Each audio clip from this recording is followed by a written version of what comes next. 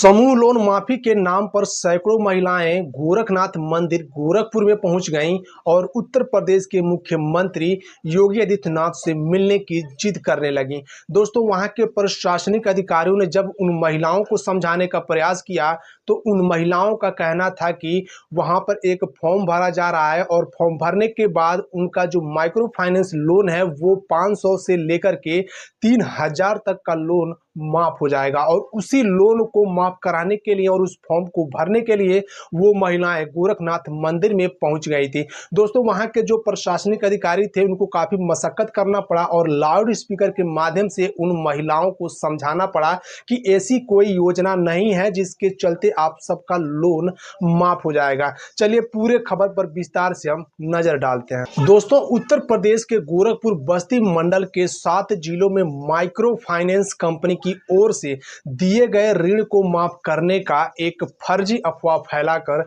जालसाजी करने का मामला सामने आया है। महिलाओं से 1000 और 3000 रुपए के ऋण माफी को लेकर फर्जी फॉर्म भी भरवाया गया है। कर्ज माफी की सूचना पर देवरिया, महाराजगंज और गोरखपुर के कई गांव से महिलाएं सीएम कैंप कार्यालय गोरखनाथ मंदिर में पहुंच गई थी। सोमवार को महिलाओं के एकत्र होने की सूचना पर पुलिस ने गेट के बाहर ही रोक लिया और फिर समझा बुझाकर उन महिलाओं को किसी तरीके से घर भेजा। इस दौरान 2 घंटे तक गहमा गहमी का माहौल रहा। दरअसल सोशल मीडिया व व्हाट्सएप ग्रुप पर एक फर्जी सूचना प्रसारित कर दी गई थी कि माइक्रो फाइनेंस कंपनी की ओर से दिए गए ऋण माफ किए जा रहे हैं, इसके लिए फॉर्म जमा किया जा रहा है। बस इसी सूचना पर रविवार को भी महिलाएं गोरखनाथ मंदिर पहुंच गईं। अब दूसरे दिन भी महिलाएं पहुंची और उन्हें लगा कि उनका फॉर्म जमा नहीं हो पाया तो उनका ऋण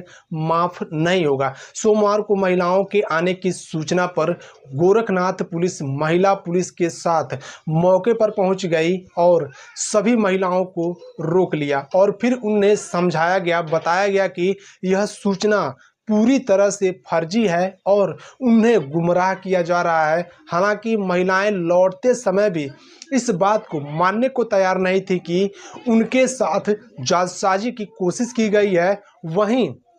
एसपी सिटी अभिनव त्यागी ने बताया कि महिलाओं को फर्जी सूचना किसने दी है इसकी जांच की जा रही है और अन्य जनपद से भी महिलाएं आई थी। संबंधित जिले के सभी अधिकारियों को सूचना दे दी गई है। अगर किसी ने जालसाजी की है तो केस दर्ज कर पुलिस उसमें विधिक तरीके से कार्रवाई करेगी और जो भी दोषी होगा उसको सलाखों के पीछे भेजेगी। तो दोस्तों, अगर आपके वहां भी इस तरीके का कोई फॉर्म भरा जा रहा है या फिर आपको कोई ये बता रहा है कि आपका जो लोन है वो माफ हो जाएगा, तो आप इसकी सूचना तत्काल अपने नजदीकी थाने में दें ताकि पुलिस जो है कि इस पे कड़ी से कड़ी कार्रवाई कर सके और इस तरीके का जो जालसाजी है इससे आप लोग बच सकें या और जो जितने भी महिलाएं हैं वो भी बच सके, क्योंकि इस तरीके का भी कोई नियम नहीं आया है कि फॉर्म भरने के बाद आप सबका जो लोन है वो माफ कर दिया जाएगा, चाहे माइक्रो फाइनेंस कंपनी की तरफ से या फिर आरबीआई की तरफ से या फिर सरकार की तरफ से कोई भी ऐसा निर्देश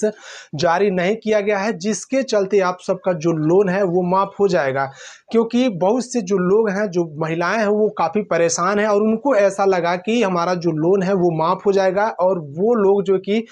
गोरखनाथ मंदिर में पहुंच गई और वहां पर जाकर के उनको लगा कि जो हमारा फॉर्म है यहाँ पर भरा जाएगा और उसके बाद से यहाँ पर जमा होगा तो जो हमारा लोन है वो माफ हो जाएगा। लेकिन वहां के जो प्रशासनिक अधिकारी थे उनको इस बात की कोई जानकारी नहीं थी या फिर जो माइक्रो फाइनेंस कंपनी है उनको भी इस बात की कोई जानकारी नहीं थी कि समूह लोन माफ किया जा रहा है। तो ये एक भ्रम फैलाया जा रहा था, लोगों को गुमराह किया जा रहा था, महिलाओं को गुमराह किया जा रहा था।